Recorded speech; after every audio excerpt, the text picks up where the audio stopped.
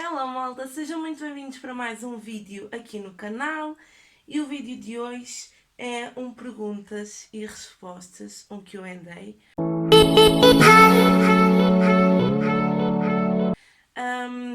Basicamente, eu meti aquele iconezinho das perguntas no Instagram e vocês fizeram algumas perguntas às quais eu vou responder agora.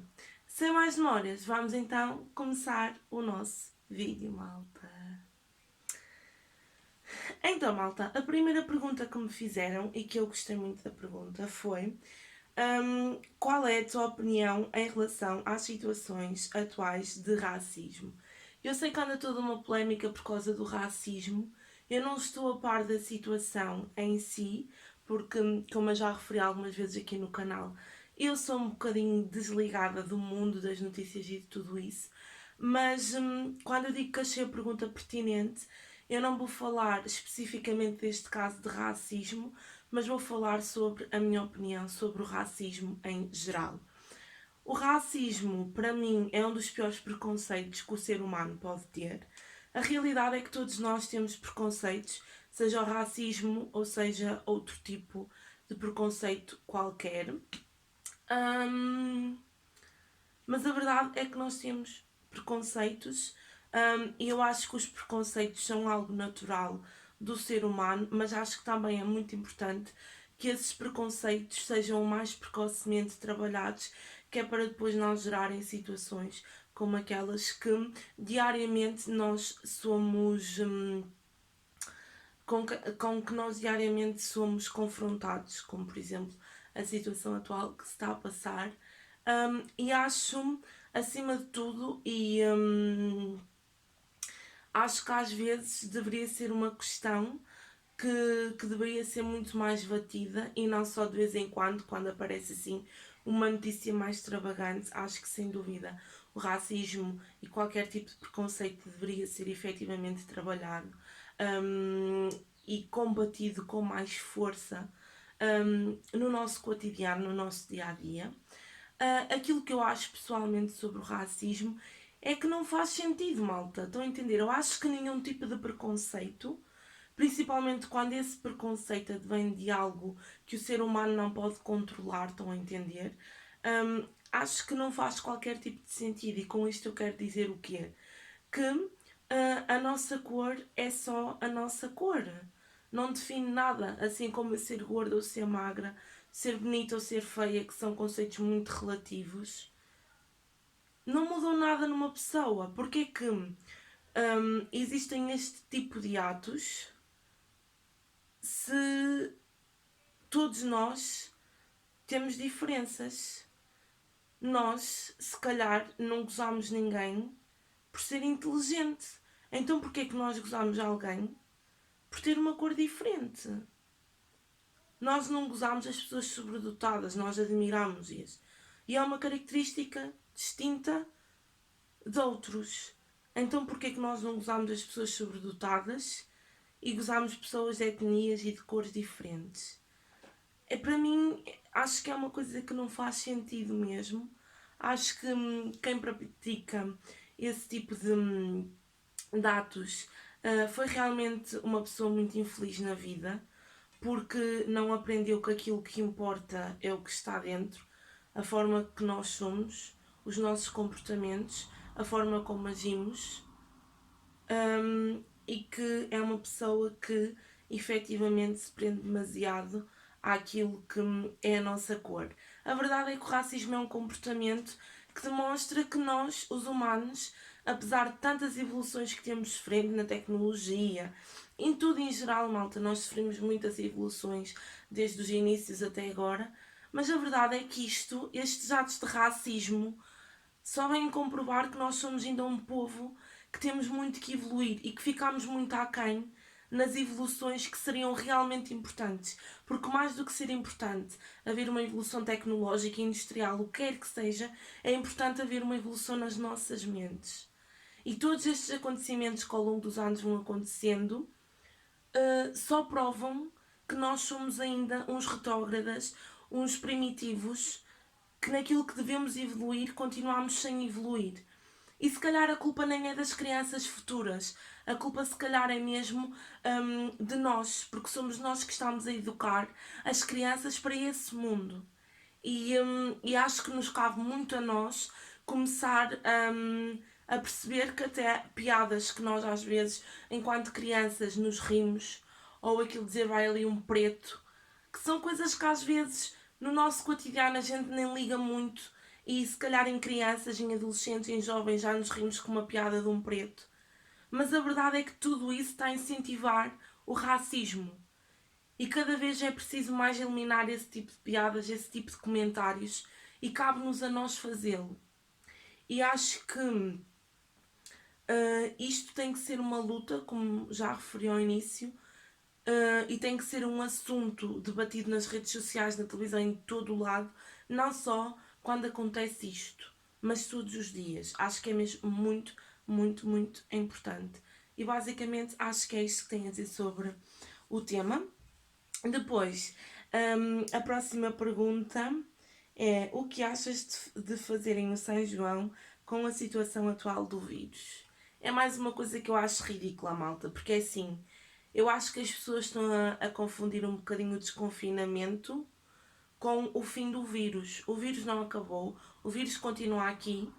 Se nós temos todos que usar máscara para trabalhar, para ir a um supermercado, para sei lá, se nós temos que evitar nos aproximar de outras pessoas, se continua a haver filas enormes para ir a um Lidl, um Pingo Doce, por causa das distâncias e tudo mais, qual é o sentido de tantos incentivos a nós cumprirmos tudo o que nos foi pedido, se depois, de um momento para o outro, vão celebrar o São João? Eu acho que não faz sentido. Se numa superfície de supermercados e hipermercados já é tão difícil manter as pessoas a cumprirem aquilo que seriam as distâncias de segurança, quanto mais numa festa popular, eu acho ridículo, malta. Ridículo mesmo. E acho que, infelizmente, e muito por causa da mentalidade dos humanos, que o vírus vai continuar entre nós e que a quarentena que nós fizemos há um mês atrás não nos vai servir de nada, porque as pessoas continuam a não ter cuidados, e acho que quem nos devia dar exemplo, que são os que estão lá em cima, acabam por falhar redondamente nisso. E basicamente, pronto, malta, eu acho que é ridículo. Depois tem aqui uma pergunta: que és racista? É uma pergunta, não sou, de todo. Eu olho para aquela pessoa e tipo, eu nem sequer estou a olhar para a cor da pele, entendem? É uma pessoa. Eu acho que o nosso erro é nós vermos as pessoas como coisas. As pessoas são pessoas. Será que se nós nos metêssemos na pele do outro, se calhar este tipo de comportamentos iriam acabar? E é um bocadinho por aí. Depois tem aqui uma amiga minha que me perguntou: que achas dos meus letterings? Eu acho que é assim que se diz, não tenho certeza. Acho fantásticos, por acaso ainda não tinha visto, vi ontem na página dela. E acho mesmo muito giros, acho que podes começar a fazer uns quadros a vender e tudo mais, porque acho que vais ter muito sucesso efetivamente. E entretanto eu vou-vos deixar aqui o Instagram dela, a página dela, para vocês irem lá uma vistinha de olhos e para lhe darem um incentivo, quem sabe ela começar a fazer novas coisas usando a sua criatividade. Depois tem aqui uma rapariga que me perguntou qual é a minha cor favorita. A minha cor favorita, eu já falei várias vezes, é o preto. A minha comida favorita é assim, malta, eu não sou muito esquisita. Eu sinto que já fui muito, muito mais esquisita do que aquilo que sou. Antigamente eu nem comia assim muitos legumes, nem nada. Mas hoje em dia, se eu pudesse escolher uma comida favorita e uma coisa que eu gosto mesmo muito de comer, era saladas frias, massas, estão a entender? Saladas que levam massas, fruta. Pronto, é basicamente isso, malta, que eu gosto mesmo muito de comer, se tivesse que escolher. Depois tem aqui outra pergunta, que é: em que área queres trabalhar? Malta, neste momento, e quando eu comecei a tirar o meu curso, eu tinha basicamente quase a certeza absoluta que eu queria trabalhar com reclusão, com indivíduos que estão dentro da prisão, tanto dentro da prisão, mas sempre voltado para a parte da reinserção social. E depois, quando entrei para a faculdade, quando começámos a dar as diversas áreas dentro daquilo que é possível, eu acho que começou a haver uma outra série de problemas e de problemáticas que me foram chamada a atenção. Hoje em dia, eu acho que se tivesse a oportunidade, eu gostaria muito de trabalhar ou com toxicodependência ou com vítimas de violência doméstica. Depois tem aqui, qual é o teu maior sonho? Sonho assim mesmo maior é ter uma família, malta, porque ter uma família, ter amigos e ter uma vida estável e ser, acima de tudo, ser uma pessoa feliz. Eu sempre quis ter uma família muito grande, eu quero ter 5 filhos, malta. E pronto, acho que não há muito mais que dizer.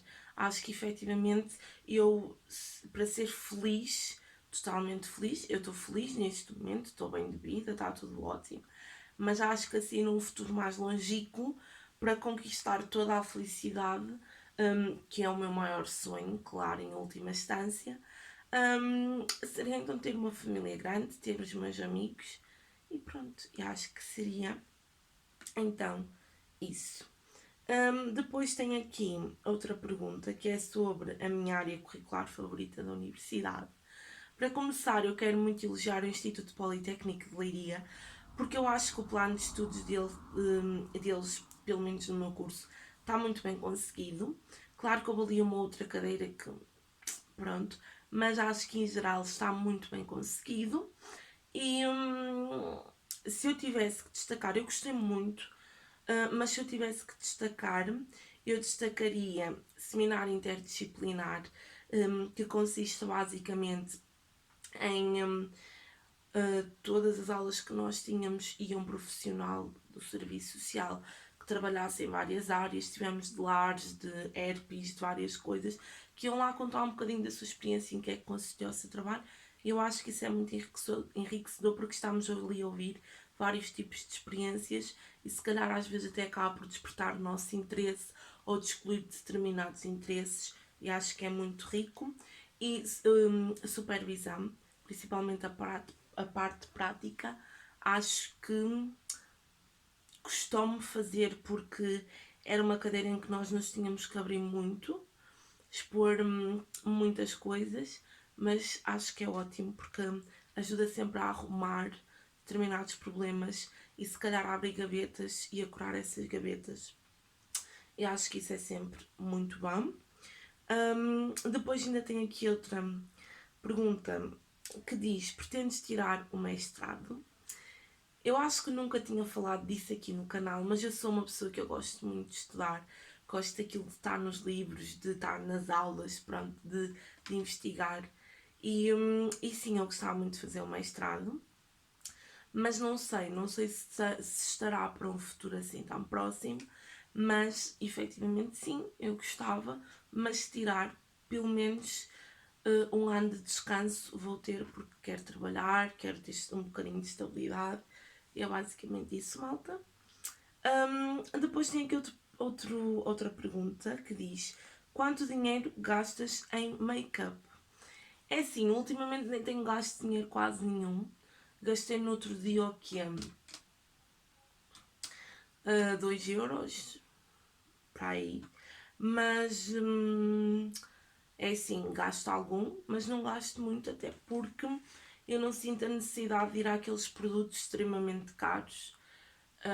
Eu uso produtos básicos, não tenho um kit super alongado, mas não sei, não gasto muito, mas também não gasto pouco.